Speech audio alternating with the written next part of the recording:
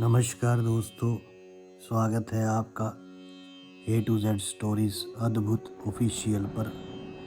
साधु संत फकीर गुरु रहबरों की सदा ही जय जयकार।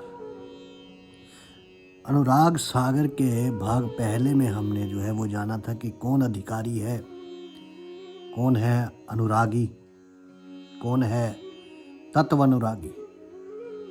तो आगे क्या आता है कि काल से कौन छुड़ा सकता है।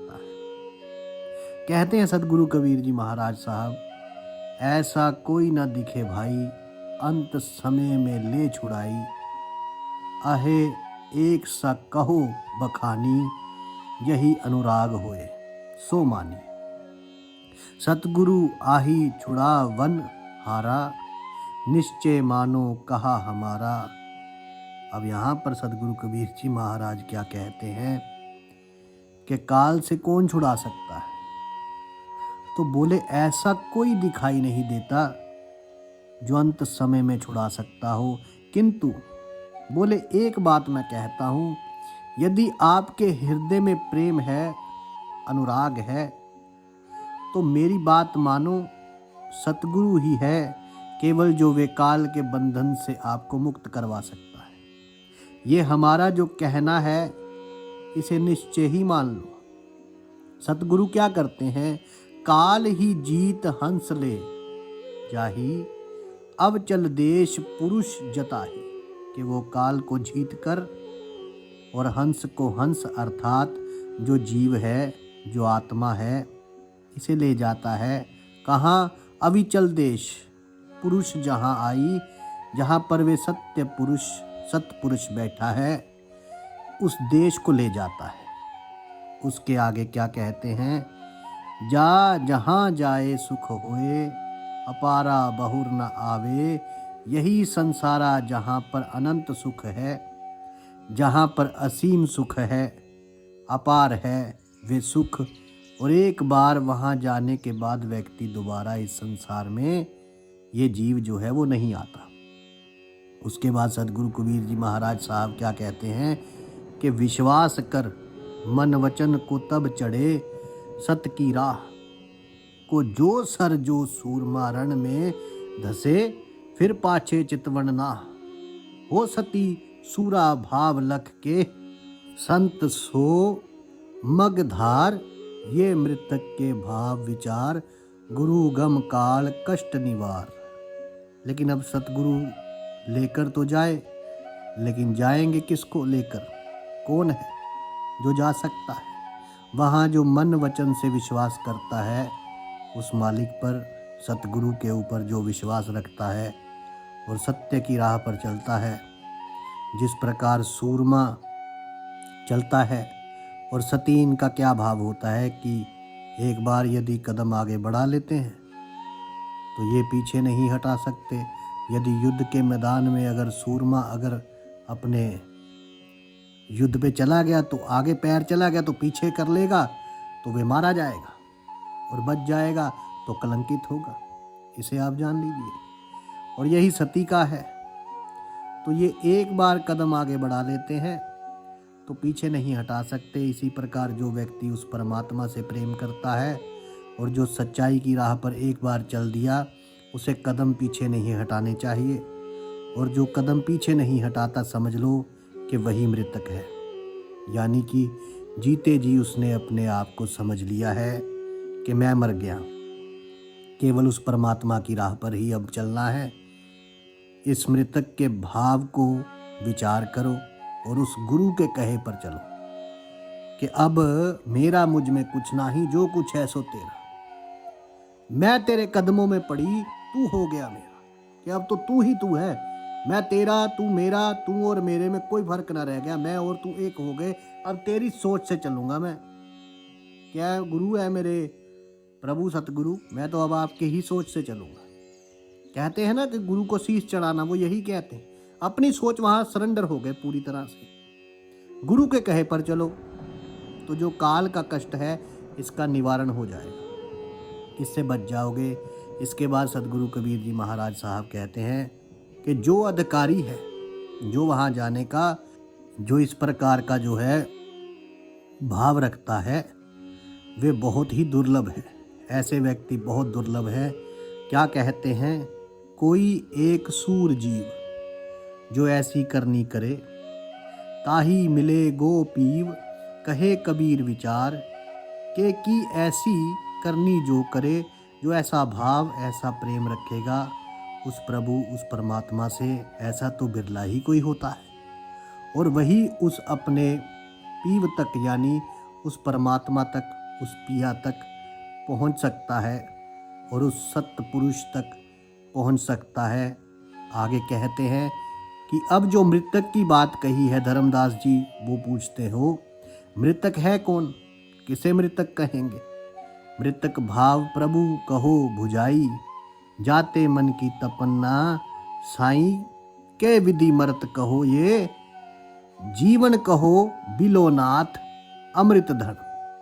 के मृतक भाव क्या है, हे प्रभु मुझे बताइए कि मृतक आपने जो कहा है ये मृतक कैसे कहा है, ताकि मेरे मन की जो अग्नि है वे शांत हो जाए। अर्थात मतलब जो मन के अंदर जो उथल पुथल चल रही है कि साहब ने मृतक की बात करी है, ये मृतक है कौन, किस प्रकार ये जीवन जो है होते हुए भी व्यक्ति मर सकता है, जीते जी कैसे मर सकता है।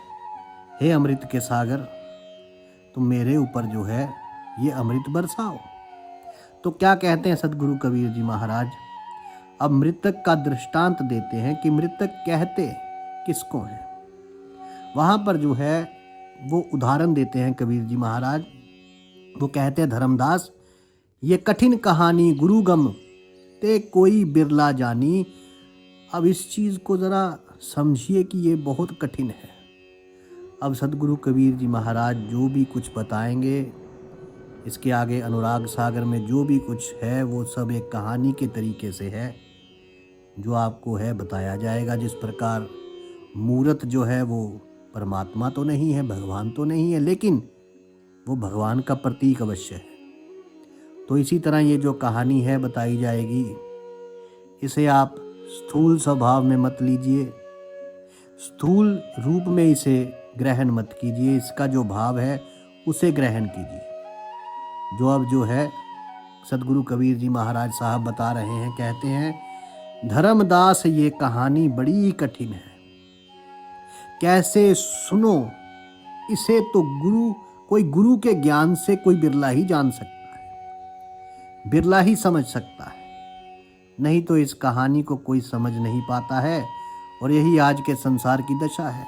जो कहानी सदगुरु कबीर जी महाराज ने बताई थी, इस कहानी को उन्होंने यथावत रूप में लिया था, जैसी बताई, बोले हाँ जी ये कहानी है, बोले ठीक है, तो इसका मतलब ऐसा ही हुआ होगा, उसके भाव को नहीं समझा। तभी देखिए क्या कहते हैं, भृंगी का दृष्टांत देते हैं। सबसे पहले क्या कि मृतक होए ते मृतक होए, के खोज संता शब्द विचार, गहे मधुअंता, जैसे भृंग कीट के पासा, कीट ही की ही गही पुर्ग प्रकाशा। कि क्या करते हैं कि मृतक पहले बनिए, यानी जीते जी इस जीवन का मोह त्याग दीजिए, तो आप कहलाएंगे मृतक। उसके बाद शब्द विचार करो, अर्थात मतलब वे जो नाम उस प्रभु का जो आपको दिया गया है, अगर आपके गुरु हैं तो उनसे गुरु जो है वो तो आवश्यक है, तो गुरु से जो नाम लिया है उस नाम को गहो, उस ईश्वर का नाम गहो और सत्य मार्ग पर चलो। जब आप सच्चे हो जाएंगे तो फिर आप मृतक कहलाएंगे। अच्छा, उसके बाद क्या होगा कि जैसे भृंगी जो है वो कीड़े के पास जाता है, कीट ही गही पुर्ग पगासा, और उस कीड़े को लेकर वे अपने निवास पर चला जाता है। कहाँ है निवास? जो मिट्टी का आपने देखा होगा घरों में, इस तरह जो है आप दीवार देखोगे तो दीवारों पर बना होगा ना मिट्टी का, जैसे वो स्यूं कह देते हैं या भीतर चले जाए तो ऐसे, ठीक है। कई जगह आपने देखा होगा वो भृंगी कीट होती है, वो उसमें लेकर जाती है कीड़े को, उसके अंदर बंद कर देती है और फिर उसके ऊपर गुंजन करती है। और उस गुंजन से क्या होता है कि वो जो कीड़ा होता है ना, वो कीड़ा भी भृंगी बन जाता है, उसके भी पंख निकला आते हैं और ऐसे ही है सतगुरु, गुरु ऐसे ही होते हैं, कामिल गुरु ऐसे ही होते हैं, कामिल मुर्शद ऐसे ही होते हैं। शब्द घात करती है, शब्द घात करती ही मही डारे भृंगी, शब्द कीट जो धारे, कि वो क्या करता है, शब्द करता है यानी गुंजन करता है। जो भृंगी होता है और उस भृंगी के उस गुंजन को वो कीड़ा जो है वो अपने भीतर धार लेता है, अपने भीतर धारण करता है। फिर क्या होगा, तब लगो भृंगी निज गेहा, स्वाति देह किनो समदेहा, कि वो जब ग्रहण करना शुरू करता है उसके शब्द को, तो उसका शरीर भी वैसा ही हो जाता है। हे स्वात देह कीनो समदेहा, यानी एक जैसी ही दोनों की देह हो जाती है। यानी जो कीड़ा था वो भी भृंगी कीट में बदल जाता है।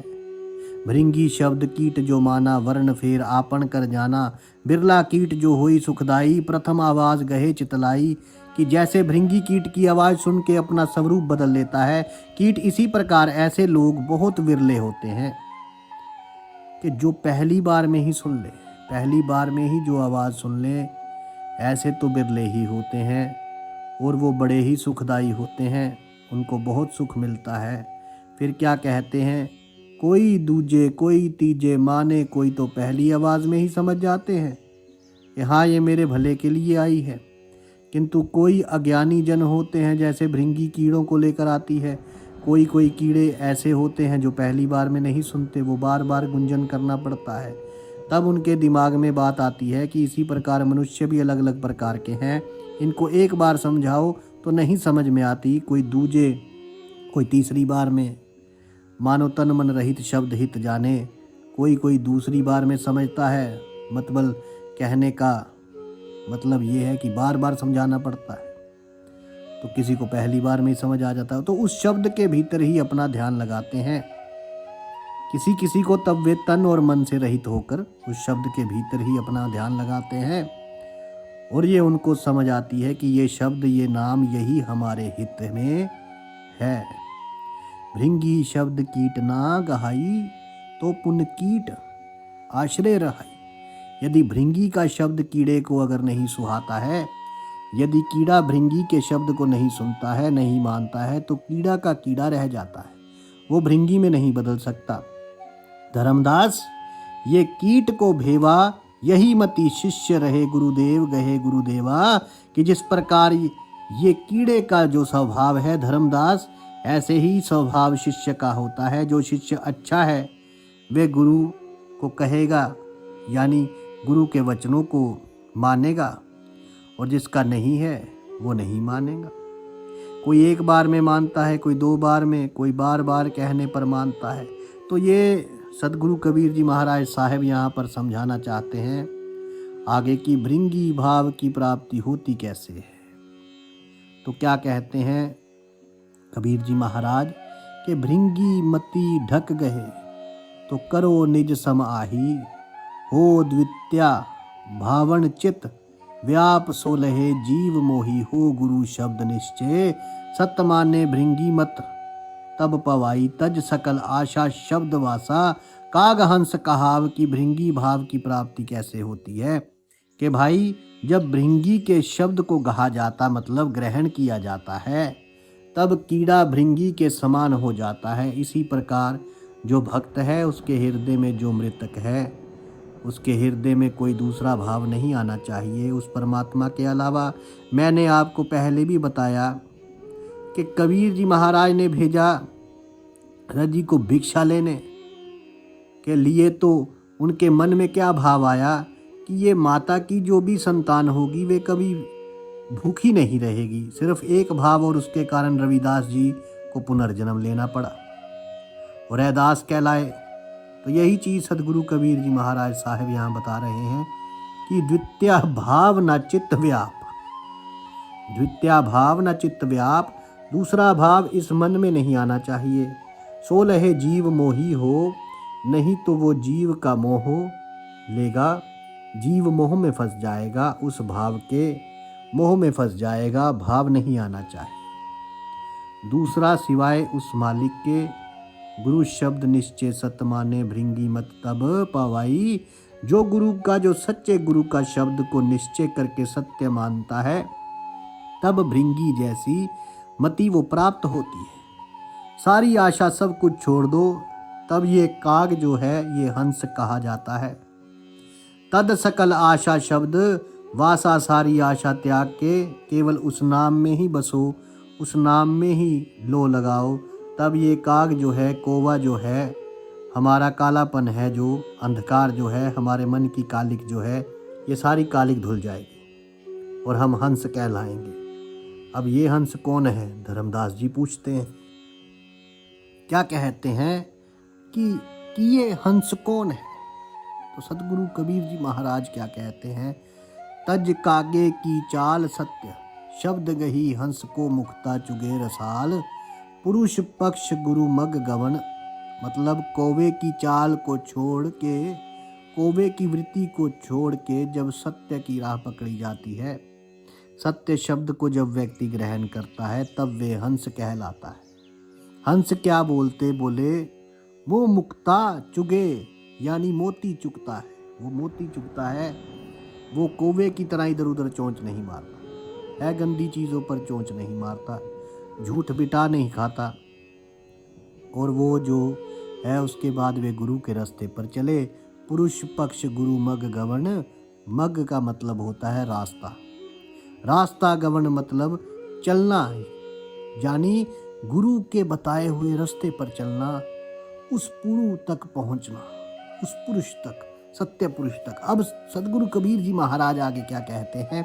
मृतक के और उदाहरण देते हैं कि, और मृतक के उदाहरण क्या देते हैं कि हे सुनो हो संत ये मृतक स्वभाव बिरला, जीव पव मगधा और रही सुनो हो मृतक का भेवा, मृतक होए सतगुरु पद सेवा, मृतक छह निभाव उर्धारे छह निभा वही जीव। उभारे की मृतक ये जो संत को ग्रहण करे, स्वभाव बता रहे हैं, कोई विरला जीव ही इस रास्ते पर आगे उस पीव, मगधाव पीव मतलब वो प्यारा, वो परमात्मा, मग अर्थात रास्ता, धाव मतलब चलना या जा दौड़ना, उस परमात्मा के रास्ते पर कोई बिरला ही जीव चलता है। अब स्वभाव समझिए, और बाकी जो है मृतक के जो भाव हैं कि मृतक क्या करता है, कि सतगुरु के चरणों की सेवा करता है। किसके मृतक होए सतगुरु पद सेवा, सतगुरु के चरणों की सेवा करता है। मृतक जो है वे क्या करता है? वे भीतर का अपना क्रोध, अहंकार, लालच, लोभ सब छोड़ के क्या करता है? जो भाव है परमात्मा का, जो सतगुरु का भाव है, उसे उर्धारे, हृदय उर मतलब कि वो दिल में, अपने हृदय में धारण करता है, और बाकी सब जो है निभाव मतलब बाकी सारे भाव को छोड़ देता है। तभी जो जीव उभरता है और तभी उसका जो है उद्धार होता है। इसी प्रकार आगे पृथ्वी का दृष्टांत देते हैं कि पृथ्वी कैसे है मृतक, जस पृथ्वी के गंजन होई, चित अनुमान ग गुण सोई, चंदन कोई विषा डारे, कोई कोई कृषि अनुसार, गुण व गुण तिन सम कर जाना, महाविरोध अधिक सुख माना। कि भाई जैसे पृथ्वी है, पृथ्वी के ऊपर नाना प्रकार के कार्य होते हैं, सब अपने अपने अनुमान के हिसाब से इस पृथ्वी पर जो है कार्य करते हैं, किंतु पृथ्वी सबके गुण दुर्गुण सब कुछ ग्रहण करती है। इसके लिए सब बराबर है कि कोई भला कौन बुरा, सब मेरे घर आयो। कोई इस पर चंदन भी उगाता है तो कोई इस पर जूठन भी डालता है, कोई खेती करता है, कोई वृक्ष उगाता है। गुण अवगुण तिन सम कर जाना, लेकिन उनके व्यक्तित्व जो उनके व्यक्तियों के, लोगों के, पशु पक्षियों के सारे गुण और अवगुण वे सबको समान जानती, कभी विरोध नहीं करती, और उसे सिर्फ सुख ही रहता है। पृथ्वी हमेशा सुखी रहती है। क्यों सुखी रहती है? क्योंकि वे उस प्रभु, उस मालिक, उस कुल साहिब की जो प्रकृति है, उस साहिब के लिए उसी के गुण में रमी हुई है। जैसे सदगुरु कबीर जी महाराज साहिब कहते हैं कि वो साहिब, वो मालिक का जो गुण है, सबके साथ समान रहना, ऐसे ही पृथ्वी का गुण है। अब आप बारिश देखिए, बारिश जो है वो मंदिर में भी पड़ती है, वो कोठे में भी पड़ती है। जरा समझिए इस बात को। वो बारिश जो है वो गरीब पर भी पड़ती है, अमीर पर भी पड़ती है।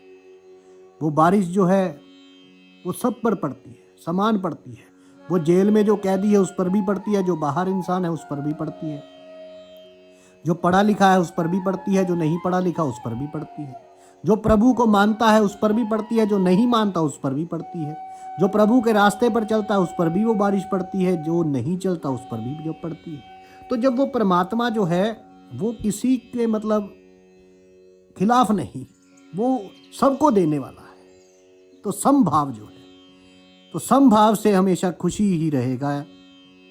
फिर आगे उख का दृष्टांत देते हैं, और मृतक भाव सुन ले ही निरख परख गुरु मुगु पग देही कि और सुनो, और निरख परख के जांच परख के बोले गुरु के जो पग हैं, गुरु का जो रास्ता है उस पर सोच समझ के ही पग रखना, क्योंकि पग रखा फिर वापस नहीं हटा सकते। वापस हटोगे तो संसार में निंदा होगी और आगे चलना बड़ा ही कठिन। इसलिए पहले ही सोच लो और समझ लो। जैसे किसान बनावे रति कर दे कटावेज खा, मतलब ईख किसान क्या करता है, किसान बोता है, ईख बोता है, और अंदर से जब जो जाता है ना किसान, तो वे ईख का जो पत्ता है वे चीर देता है। रति रति कर देह कटावेज क्या करता है, उसको फिर खुद ही पिरोता है, रस निकालता है, फिर कढ़ाई में उसको उठाता है, उसके बाद गुड़ बनता है, फिर खांड बनाता है, उसके बाद क्या है, फिर चीनी बनती है। तो क्या कहते हैं, जिन तनु दहे गुण तब हुई जिसने इस शरीर को दाहा जलाया, तब वो गुण कहलाया। उसके बाद जब और ज़्यादा तपा तो खांड हो जाती है, जब और ज़्यादा तपा, ज़्यादा ताप दिया तो ना कहलाया। जिन तनु दहे गुड़ तब होई बहुरी ताव, दे खांड बिलो ताहू माही ताव पुनी दाना चीनी, तब कवण लीना। उसके बाद और जब हो गया तो और तपने पर चीनी कहलाती है। किंतु साहेब कबीर जी महाराज क्या कहते हैं, अगर उसे और भी ज़्यादा तपाया जाए, चीनी हुए बहुरी तन जाना ताते मिश्री हुए अनुसा, उसके बाद वो क्या कहते हैं कि चीनी भी और जलती है और तपन होती है, तब वो मिश्री कहलाती है।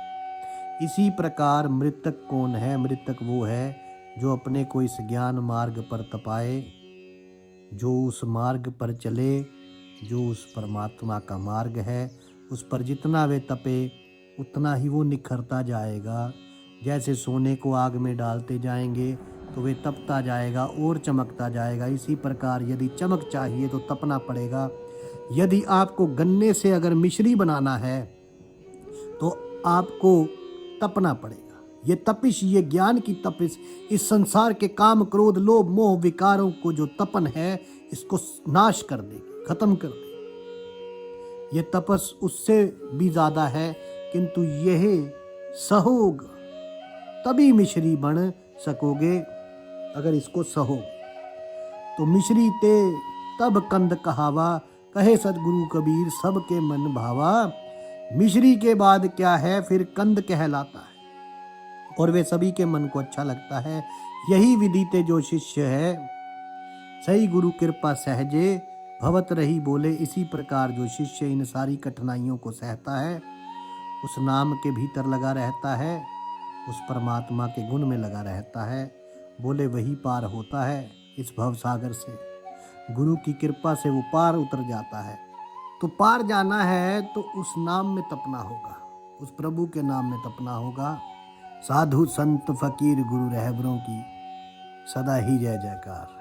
आप सबके भीतर बसे उस परमात्मा को मेरा प्रणाम स्वीकार कीजिए। धन्यवाद।